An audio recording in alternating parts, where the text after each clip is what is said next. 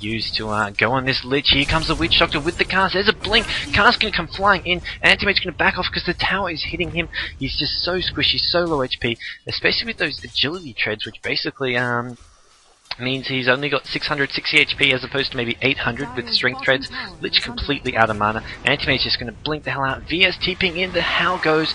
Not going to be able to catch up to this Antimate, so Antimate's just going to run away, but Venomancer is there, hits him with a nuke. Antimate's in trouble here, going to try suicide himself to neutrals. Yes, he does! Successfully denies himself. And it does say 5-2, but that is not a kill for the Dire team, unfortunately, as they do still have just the one kill, and that is more just a death for the Radiant, not really a kill for the Dire. They didn't get anything from that. All they got was knowing that Antimate's lost a bit of gold, but there was no actual bonuses to the Dire team. There was only sort of gold lost by the Radiant, so not quite what they were looking for there, and we're going to see Beastmaster looking to keep on ganking with that whenever that ultimate is up, possibly going back top, trying to kill that Drow a few times, as Clockwork is coming back. Clockwork only level 4, does have some obstacles which they're going to put behind tower. Needs to be careful because Vengeful Spirit sees him. Vengeful Spirit going to pop a stun. We're going to see a Gush coming out maybe as well. Drow wants his Clockwork, and Clockwork does have those boots. Maybe going to pop that Cogs here. Does he have Cogs? He doesn't have Cogs. He's gone for a Battery Assault rocket build. Witch Doctor can come in, pop the cast, and Clockwork being barely kept alive, and it's actually tied with the Maledict on him. Gonna go down to this Windrunner. Windrunner gonna get one more hit, gets the last hit. Windrunner with a mega kill at 8 minutes in. I can't believe my eyes, as we're gonna see Venomancer with those Arcane Boots early, trying to hit that level 8 so he can get the level 4 Plague Wards, which will give him a lot of pushing capabilities. And I mean, you're not going to be able to push this tower if there's heroes there, but you're basically going to force there to be someone defending at all times. As soon as they leave mid lane, the tower will go down, but with heroes there, obviously a lot harder to actually push. So Venomancer going to pick up that DD. For those of you in IRC worrying, hey, I've got to go eat dinner, but I want to watch God's Cast Dota, but what do I do? There will be a video uploaded later, so if you've got to go eat dinner, I suggest you go eat dinner. I will be uploading this video to YouTube. It will also be on the owned archives as a video. So go eat, man. If you're hungry, if your dinner's ready, I suggest you eat it while it's warm. This will be uploaded as a video, as there are probably people watching this video right now. Well, not right now in live time, but watching the video, hearing me speak like, what is going on? This is, for those of you watching the video, this is also being cast live, so this is hence the confusion between the two parties. We're going to have Venomancer still spamming these wards at mid. Clockwork's also come in mid, is only level 4 still, so going to be trying to hit that level 6 when he can, get that hook shot coming into play, and then look to get some ganks, get some initiations going, whether it's on the Drow Ranger, maybe even the Venomancer at mid, who's just so hard to get to because of this Plague Ward wall. But as soon as they get taken out, and there's actually a kill at bottom as Anti-Mage goes down to the Vengeful Spirit Lich combo. Lich using that ultimate just to kill a solo Anti-Mage, but hey man, that's worth it. That's a very, very important kill for them as they do take out that Anti-Mage.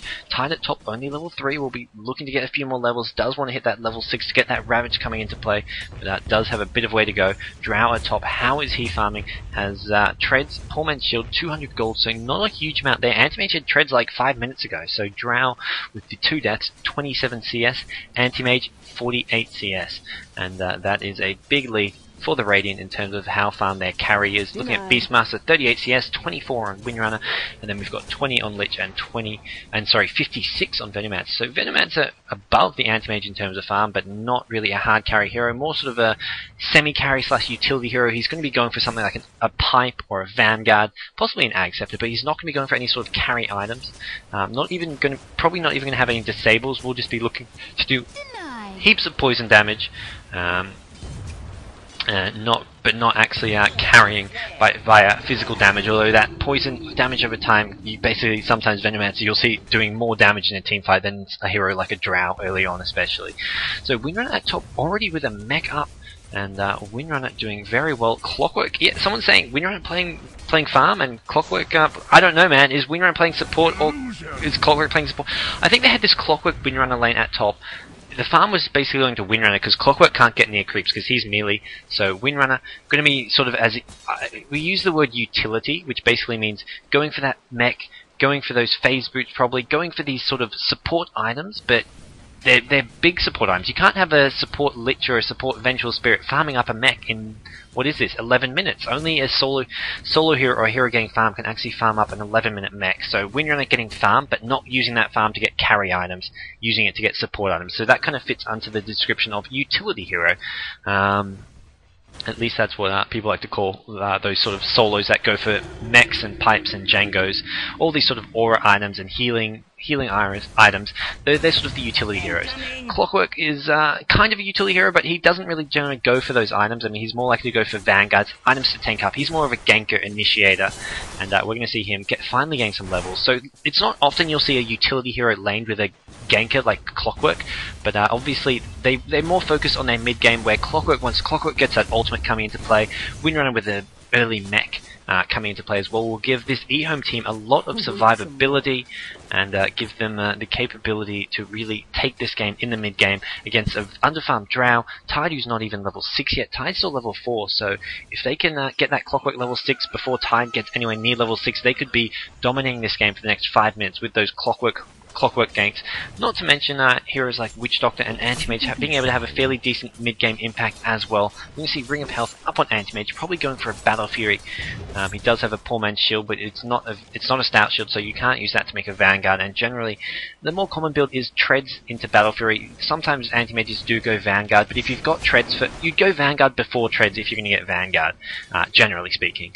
But with that Treads, you can get HP from turning them into Strength Treads. We're going to see Mitch, the Drow Ranger, pick up a Blade of Alacrity, so going for that Yasha, probably into a Manta style is going to be his build. Lich at bottom, playing so far back, does have that ultimate off cooldown, but Beastmaster is there. He's used that smoke. He's got past any obstacles that were there, but there weren't many to speak of.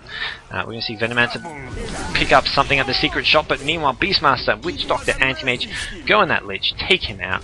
Lich goes down, and this tier 1 tower will go down with him as Venomancer's going to come in, put down some plague wards, and do all he can to defend. He's going for that pipe I mentioned, so he's using that farm. He's got sort of a similar role to a Windrunner, using that solo experience and gold to get mech, pipe, all these sort of core team items. Windrunner meanwhile at top, going to get ganked. Clockwork comes in with the cast bouncing around. The Maledict not going to hit too many of these heroes. Actually, I don't think it hit any at all, unless it hit this Vengeful Spirit, but it doesn't look like it did.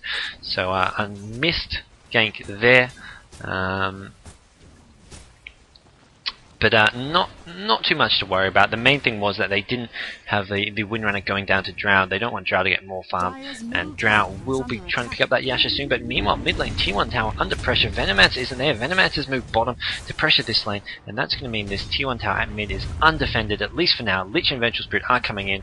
Lich, yes, Lich has that ultimate. Lich also has some phase boots as well, so going to be looking to defend this, popping that ultimate if necessary, and we're going to see Beastmaster with that Vitality booster will be going for that Vanguard as his first item of the game, I imagine, just to sort of tank up. Basically, the name of the game is tanking up. It's great getting items like Blink on Beastmaster, but if you blink in and pop a Roar on someone, that hero has backup.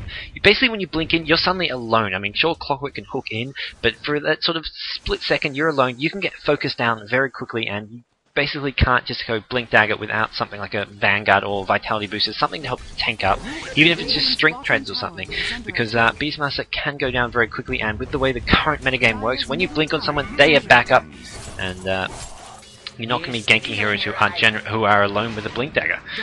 They're going to always see most of the ganks coming, so it's better just to tank up so you can survive. You can go in and not worry about dying with an item like a Vanguard. Bottom lane, what we missed there was Clockwork and Anti-Mage picking up a kill. Did Clockwork use his ultimate? Yes, he did. That's how they got it. Venomancer going down, and that's a big kill, because Venomancer with a lot of farm, a lot of items, does almost have that hood up. Just needs another 350 gold to get his second ring of regen. And that we can see Windrunner at top, picking up a Belt of Strength, maybe going for Treads, or possibly going for a Necrobook even. But I think Necrobook would be a bit of an unusual item choice, not what you'd sort of conventionally see on a Windrunner. So probably just going to see Treads, which is interesting choice. Normally you see Phase Boots instead on Windrunner. Even Arcane Boots is probably more popular than Treads, but all three types of boots are very, very useful on Windrunner. Arcane Boots for the added spam, Phase Boots for the movement speed so you can escape, and Treads obviously you get the either added HP or added intel depending on what kind of treads you have them on, and all are basically very good item choices because they pay for themselves with that. They're very cheap and they give great stats, pay for themselves, and it just just a good decision there. So we're going to see smoke being popped here by some of these Dire heroes. Stunned from the Vengeful Spirit. Going to hit this Beastmaster. The entire Dire team is top. And they've already sort of shown their hand. The Radiant, they know the Vengeful Spirit there. They can see that the entire team is pretty much missing. Drow just going to TP out knowing it. There's very little chance we're going to get a good gank here because they know we're here. At least they know Vengeful Spirit's here. They don't know there's Tides here. They don't know Lich is here. But the fact is, Vengeful Spirit hitting creeps in lane with Venomancer, they're probably expecting something. They're expecting more heroes there to be backing him up. They know Drow's just TP'd bottom, but they're not expecting heroes to be backing Drow up. But Drow is just too far away to gank. They're expecting 3-4 heroes to be top, maybe 1 or 2 in mid or in jungle, but they're probably not going to take the bait. That is this Venomancer, so smart play by EHOME, not falling for this here. Shout out to everyone in IRC, man, who is glad to be watching a Gosu Gamers cast. This is ESWC recap of the semi-finals between EHOME and 4GL. So most of you probably already know who's won that, who comes out on top. But this is more for the replay cast, and we will see Clockwork going down at mid. A big team fight here. Tide coming through, getting up a kill on Beastmaster as well as Clockwork, guys. I do apologize, completely missing this fight. Completely getting distracted talking about the cast in general rather than actually watching the game, which is a big no-no. Not something we're going to look to do anymore. But yeah, as I was saying, this is a replay coverage from the ESWC. The tournament is already over, but only about half the games were actually casted because there was too many games on at once for the Join Dota, who were the primary English coverage of the tournament. They couldn't do every game because there was 2 games on at once. This game was on at the same time as the other semi-final, which was Na'Vi vs Monkey, so Na'Vi vs Monkey was covered. This game was untouched. So guys, Gosu Gamers bring you an